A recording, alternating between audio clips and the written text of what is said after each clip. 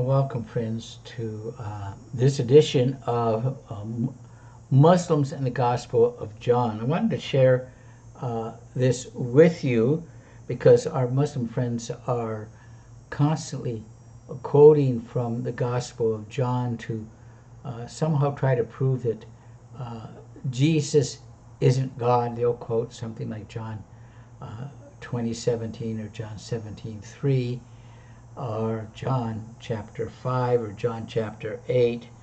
But today I wanted to share this with you. Let me get this up. And of course, when we look at the Gospel of John, we need to look at a few things. But this is what I want to share with you. And just a little bit of background. This individual, I've actually challenged that he can pick any verse he wants from the Gospel of John. We'll arrange an online debate.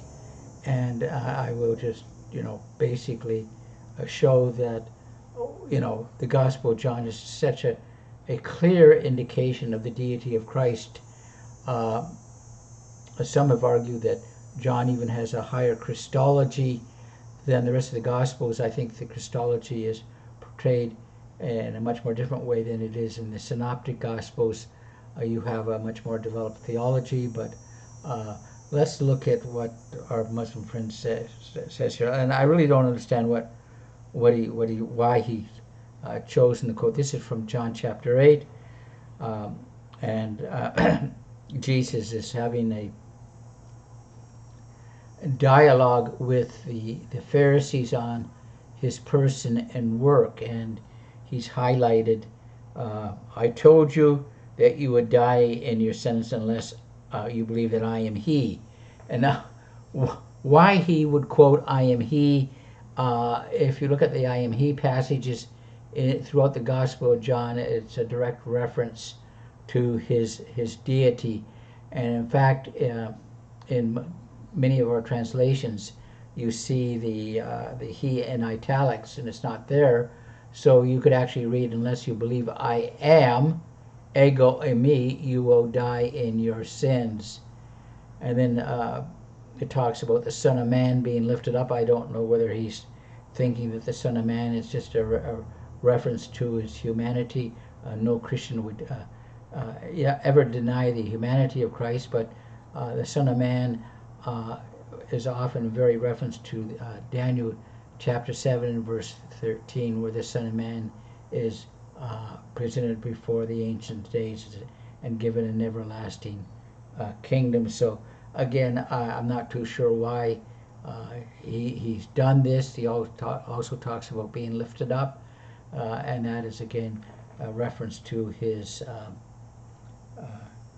to the crucifixion of Jesus. But let's look at. I just want to share basically with you the prologue of the Gospel of John and why John was written. Now, every book, every gospel has a purpose, and John tells us why he wrote his gospel. And we can see here that at the end of the gospel, there's an epilogue in chapter 21, but here we have basically John tells you why he wrote his gospel. John 20, verses 30 and 31. Therefore, many other signs Jesus also did in the presence of his disciples, which are not written in this book. In other words, Jesus performed many other miracles. I believe John here is referring to the other, the synoptic gospels of Matthew, Mark, and Luke. But these things are written. So this is why John is writing his gospel, so that you might believe that Jesus is the Christ. Jesus is the Messiah. And now look at the next phrase. Jesus is the Christ, the Son of God. And so right here we understand why John is written his gospel, that you might believe that Jesus is a Son of God, and that by believing you may have life in his name. It's really quite clear on this.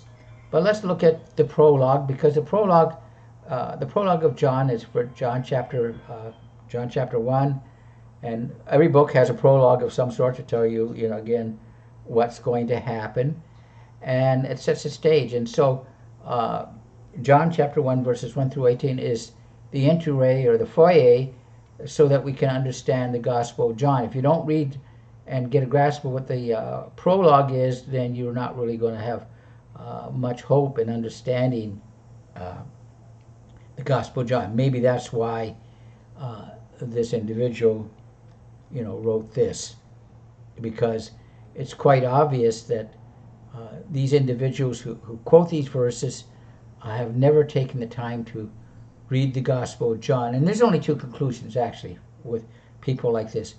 They're either totally ignorant of what the Gospel teaches, or they're ignorant, and they're deliberately misleading the crowd, as it were. So let's look at the prologue. The prologue, again, is the entryway, the doorway into the rest of the Gospel. It begins at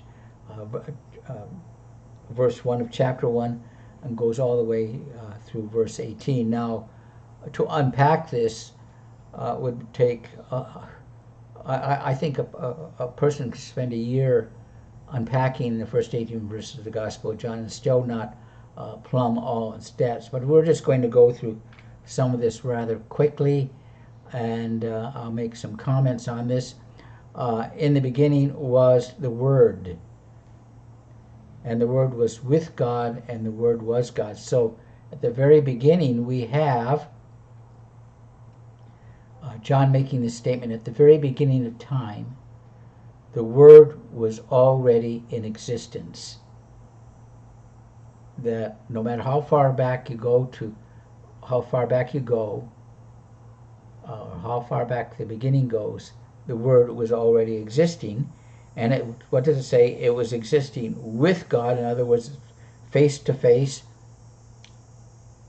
an intimate fellowship with God from the very beginning, before the creation of all things. And then it makes this incredible statement: and the Word was God. And the Word, what was he doing? He is in the beginning with God. All things come into being through him. That is the Word. Apart from him, nothing has come into being that has come into being. And then, of course, in the Word was life, and this life was the light of the world. And Jesus will make statements further on in the Gospel that I am the light of the world. The light shines in darkness and is not over to take it. So, like, if you're in a dark room, you can just take a small little light and it will illuminate the whole room. Light always dispels darkness. Jesus comes into the world and dispels the darkness for us. Let's go on. And then, of course, we have the witness of John the Baptist. And there was a man sent from God whose name was John. And they were speaking of John the Baptist, or as I like to call him, John the Baptizer. He came as a witness to bear witness about the light, so that all might, believe through him.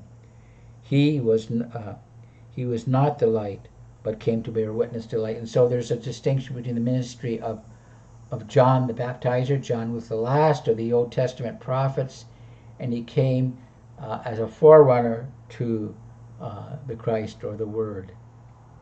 Going on. There was a true light which was coming into the world.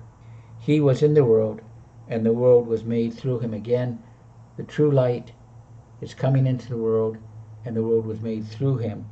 The world did not know him. He came to his own, that is, the Jewish people, and those who were his own did not receive him. But as many as received him, he gave them right to become the children of God. We are children of God by adoption. We are adopted into the family of God. And those who believe in his name, again, it's those who are believing in his name are adopted into the family of God, who are born not of blood, nor the will of the flesh, but of God. And so when a person is truly born again, it is work of the Spirit of God. And then let's look at the the creme de la creme.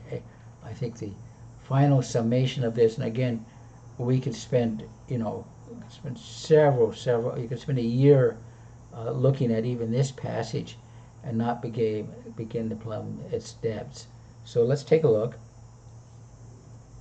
So the Word became flesh and dwelt or pitched his tent among us, and we beheld his glory, the glory of the only begotten. Now, only begotten here, that is the Greek word monogenes. It does not talk about a physical begetting, but one of a kind, something that's unique, full of grace and truth. John, that is John the Baptizer, bore witness about him in Christ, saying, "This is the one of whom I said, he who comes after me has been ahead of me, and he existed before me." In other words, what John is saying, before the creation of all things, the Word was already existing, and the Word enters into his own creation. For the law was given through Moses, but grace and truth came through Jesus Christ. No one has ever seen God at any time. The only begotten, the one and only God, who is in the bosom and who is in the heart of the Father. Again, if we go back to verses 1 through 3, or especially the second phrase in John, or second clause in John chapter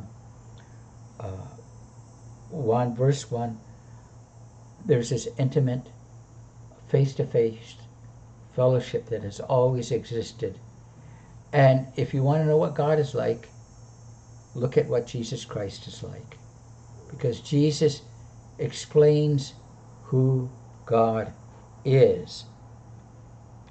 So I just wanted to share this, and again, like I say, it was very brief.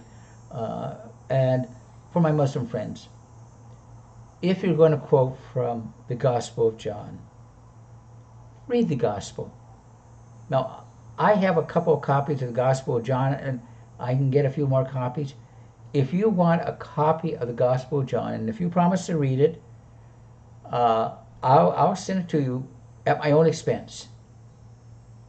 Send me an address, and I'll mail it to you, a Gospel of John at your own expense. And if you read it honestly, you may decide to reject it.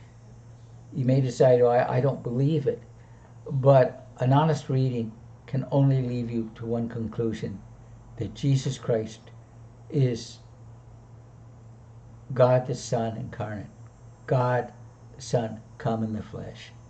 Again, thanks for watching. It would be really great if you hit the like and subscribe if you're watching by YouTube. And if you have any questions regarding the Gospel of John, ask me, and I'll go out of my way to try and answer this. Anyways, you all have a great day. May God bless, and thanks for watching.